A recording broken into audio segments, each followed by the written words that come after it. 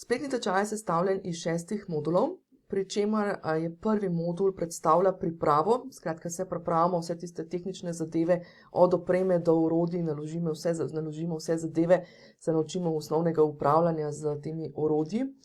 Potem sledijo pa 4 moduli, ki so namenjeni snemanju. Zdaj, tukaj bi mogoče dodala samo to, da 4 tipi obstajajo, oziroma to so 4 tipi, ki nekako zagotovijo, da res lahko naredimo super truper vsebine. Je pa tako, da v praksi se mi je izkazalo, da običajno vsak od nas uporablja nekje 2 tipa snemanja. Torej ni treba obvladati vseh 4, je pa fino, da čez vse 4 tipe snemanja v tem spletnem tečaju dejansko greš, da vse 4 tipe izkusiš oziroma preizkusiš, zato da dobiš tako imenovano eno, celostno sliko, kaj pravzaprav se vse da delati. Pa tudi sama vsebina je zasnovana v spletnem tečaju tako, da se pravzaprav nadgrajuje skozi vse 4 oziroma skozi vseh 6 modulov. Pravzaprav počasi dodajam, skratka, da ni naenkrat vsega preveč, postopoma dodajam skozi dodatne oziroma mala dodatna znanja, da v bistvu res dobiš eno tako celostno izkušnjo. Na koncu, to se pravi, smo enkrat priprava, potem 4 moduli snemanja, 6. modul je pa v bistvu video editiranje, oziroma video obdelava, oziroma video editing, kakorkoli že temu rečemo. Tam se pa torej dotaknemo še vsega tega, kako v bistvu olepšati zadeve, pobrisati mogoče kakšno stvar, pri kateri smo se zmotili in skratka narediti res video, še bolj zanimiv in primeren za spletne tečaje, za socialna omrežja ali za karkoli že pripravljaš. Prvi način snemanja, skozi katerega gremo, je pravzaprav najenostavnejši. Skratka, začnemo z neko res najenostavnejšo zadevo, zato da tudi dobiš, en tak, začetni vpogled v to, kako delati te zadeve. Skratka, prvi način snemanja je slika in govor. To je zadeva, ki jo mogoče že poznaš iz Zooma.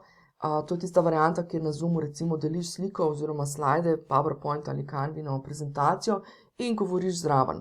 Skratka, ta način snemanja je najbolj primeren za kakšne audio posnetke, primeren je tudi za pripravo meditacije, kjer imamo v bistvu eno sliko pa govor.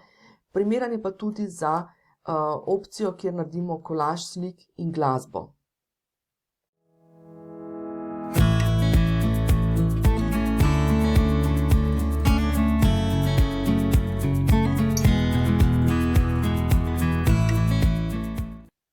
Drugi način snemanja, ki si ga pogledamo, je govoreča glava. To je v bistvu to, kar vidiš zdaj na mene na ekranu, kjer pravzaprav govorim, kjer se pokažem na ekranu in govorim. Si bomo pa tukaj pogledali predvsem trike, tudi ne samo to, kako pritisniti tisti gumb record, ampak tudi tiste drobne trike, kako dobro izgledati na kameri, skratka, kako se postaviti, kako poskrbeti za osvetlitev in vse te zadeve. In pa trike, kako delati, kadar imamo za posnet obsežnejše vsebine. Kadar govorimo o obsežnejših vsebinah, mislim mogoče na kakšne spletne tečaje, na kakšna e-predavanja in take zadeve, kjer imamo res ne samo mogoče 5-minutni video, ampak za posnet rečemo tudi več ur snemanja. V to kategorijo govoreče glave spada pa tudi kombinacija, kadar govorimo o kombinaciji slike, to se pravi, da imamo v podlagi neko sliko, in pa čez govorečo glavo, kar bo tudi eden od tipov snemanja, ki jih boš pravzaprav videl in doživel kot udeleženec v tem spletnem tečaju. Tretji način snemanja je snemanje zaslona. To vam je najbrž poznano, če gledate kakršnekoli video vodiče z navodili za uporabo kakšnih aplikacij oziroma računalniških programov, ali pa v bistvu tudi tisti, uporabljali ga boste tudi tisti, ki imate v bistvu kakšne spletne učilnice, pa želite dati navodila za spletne učilnice, ali pa recimo kakršnakoli navodila za uporabo raznih delovnih zvezkov ali kaj takega. Skratka, fokus, ki ga bomo imeli pa pri tem načinu snemanja, je pa tudi na tem, da se bomo učili risati, oziroma da bomo v bistvu delali tudi te zadeve, kako kaj gor tudi dorisati, napisati, skratka uporabiti tudi mogoče nekako kot neko belo tablo ali kaj podobnega. Zdaj, četrti način snemanja so pa video vsebine. In sicer take video vsebine, ki niso govoreča glava, pa niso snemanje na ekranu. Zdaj tukaj so običajno 3 tipi te video vsebine. En način je recimo, kadar želite na en tak tehnostaven način posneti, naprimer kakšna ročna dela ali pa gibanje ali pa kaj takega, kjer v bistvu snemate sebe ali pa svoje roke, skratka svoje telo v svoje roke, in v bistvu želite to narediti na računalniku, zato da imate boljši pregled nad tem, kaj se snema, ne. To se pravi, da je to lahko sicer posneto direktno s telefonom na računalnik ali pa spletno kamero, skratka vse te zadeve si bolj konkretno pogledamo. Drugi tip vsebine znotraj, bom rekla, tega četrtega načina snemanja je, če ste karkoli posneli s telefonom ali pa imate, bom rekla, posnetek mogoče celo od kakšnega snemalca, da je nekdo drug posnel, pa bi zdaj vi to radi umestili noter v preostalo vsebino, skratka nekako zmontirali, bi se rekla, skupaj z drugimi posnetki. In pa tretji tip, ki ga pa pravzaprav imamo lahko vsi, ki kakršnokoli promocijske zadeve delamo in podobno, so pa tako imenovani videoklipi oziroma videoizrezki.